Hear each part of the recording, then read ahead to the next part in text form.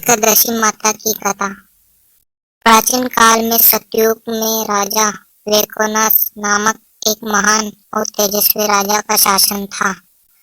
वे बहुत धर्मात्मा, दयालु और न्यायप्रिय थे। एक दिन उन्होंने सोचा, प्रजा तो चैन से ही, परंतु पापों का नाश कैसे हो कि सब लोग मोक्ष प्राप्त कर सके। इस विचार से तपस्या करने जंगल में चले गए। जंगल में उन्होंने कठोर तप किया।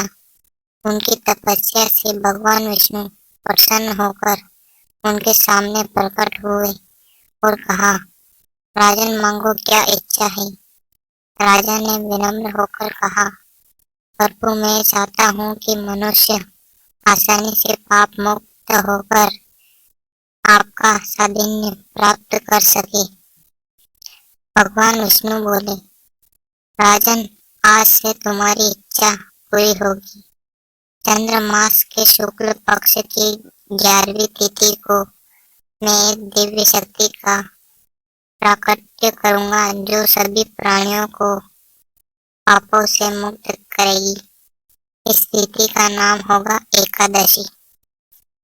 भगवान की आज्ञा अनुसार उसी दिन एक दिव्य रूप वाली देवी उत्पन्न हुई जो तेजस्वी, पवित्र और शुभ थी। भगवान ने कहा, ये एकादशी माता है। जो भी इस दिन व्रत, उपवास, भजन, दान और सत्संग करेगा, उसके सभी पाप नष्ट होकर उसे मोक्ष प्राप्त होगा। उस दिन से संसार में एकादशी व्रत की शुरुआत हुई। जो भक्त नियम पूर्वक एकादशी व्रत रखते हैं, वे न केवल शरीर और मन की शक्ति पाते हैं, बल्कि उनकी सभी मनोकामनाएं पूरी होती हैं। एकादशी माता का व्रत कलह शांत करता है, दुखों का अंत करता है और घर में सुख समृद्धि लाता है।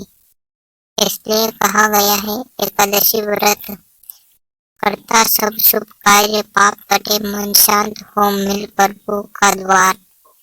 जय श्री हरि, जय माँ एकादशी।